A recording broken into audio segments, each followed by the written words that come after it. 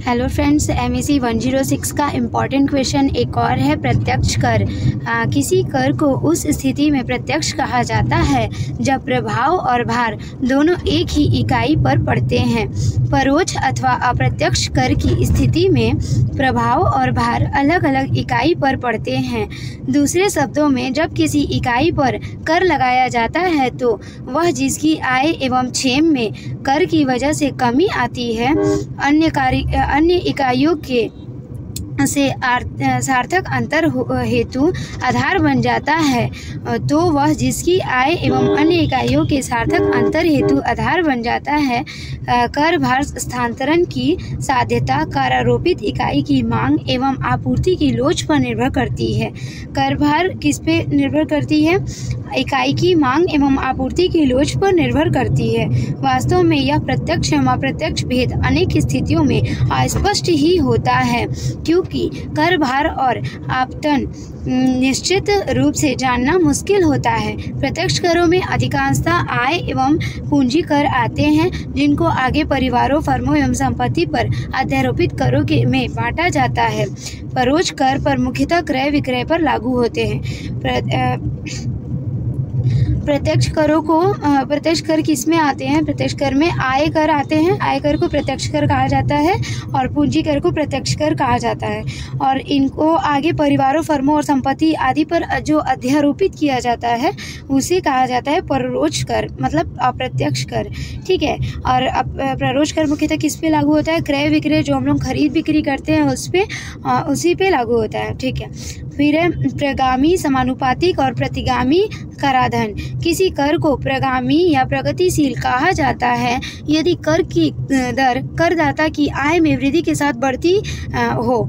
जैसे जैसे करदाता की जो आय है वो बढ़ती जाएगी, कर की दर भी बढ़ती जाएगी, तब इसे प्रतिगामी कर कहा जाएगा या प्रगतिशील कर कहा जाएगा। कोई कर समानुपातिक तब कहा जाता है यदि कोई दर करदाता के आय के स्तर पर ध्यान दिए बिना ही किसी दर पर नियत कर दिया गया हो। अगर समानुपातिक कर किसे कहा जाता है? जब करदाता की आय को नहीं देखा जा रहा कि उसका आय बढ़ रहा है या घट रहा है। एक फिक्स रेट अमाउंट बता दिया गया है कि आपको 5,000 पे अगर 5 रुपया कर देना है तो वो फिक्स हो गया। आपका आय अगर 10,000 भी होता है तब भी आपको 5,000 ही कर देना होगा, तो इसे समानुपातिक कर कहते हैं। अभी बोला है कोई भी कर प्रतिगामी कर कहलाता है यदि कर की दर करदाता की आय में कमी के साथ साथ ना घटती हो। और प्रतिगामी कर वो प्रगतिशील कर था जो आय के साथ साथ बढ़ती जा रहा था। अब प्रतिगामी कर उसे कहते हैं जो करदाता की आय के साथ नहीं बढ़ता है। ठीक है। फिर है प्रगतिशीलता का ही पालन करती हो। अनेक प्रत्यक्ष या प्रत्यक्ष कर प्रगतिशीलता का ही पालन करते हैं। बहुत सारे प्रत्यक्ष कर है जो प्रगतिशीलता का ही पालन करते हैं, अर्थात आय बढ़ने पर बढ़ते जाते हैं। प्रगतिशीलता का तात्पर्य यह है कि धनवान वर्ग पर अपेक्षाकृत अधिक बोझ डाले, और जो भी जिसकी अधिक आय होती है वही धनवान होगा, ऑब्वियस बात है। तो जिसकी जो आय अधिक होती है उसे ही अधिक भुगतान करना पड़ता है कर का। दुर्भाग्यवश वास्तव में कर प्रगतिशीलता कर की कोटि को मापना कठिन होता है। प्रगतिशीलता कर की जो कोटि है उसे माप नहीं सकते हैं, बहुत कठिन होता है।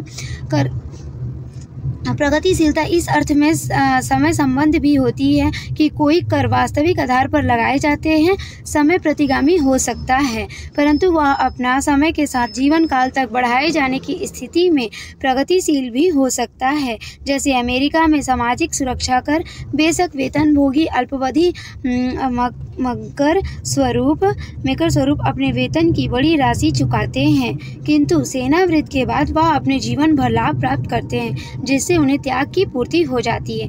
एक एग्जाम्पल है अमेरिका में जो सामाजिक सुरक्षा कर है, बेशक जो वेतनभोगी है जिन्हें सामाजिक सुरक्षा के रूप में वेतन मिलती है, जैसे सैनिक हो, सेना में जो हो उन लोगों को, तो वो वेतन लेते वक्त हमेशा कर को चुकाते हैं। लेकिन इसका फ़ायदा क्या होता है कि उन्हें ज़िंदगी भर माने वेतन जब वो रिटायर हो जाते हैं तब भी उन्हें जो पेंशन है वो मिलते जाता है। तो इससे उनका जो कर चुकाते हैं उससे उनको नुकसान नहीं भोगना पड़ता है, उनका जो त्याग की प्रतिपूर्ति है वो प्राप्त हो जाती है। अगर वीडियो अच्छी लगी हो तो please like and subscribe my channel guys, and thank you.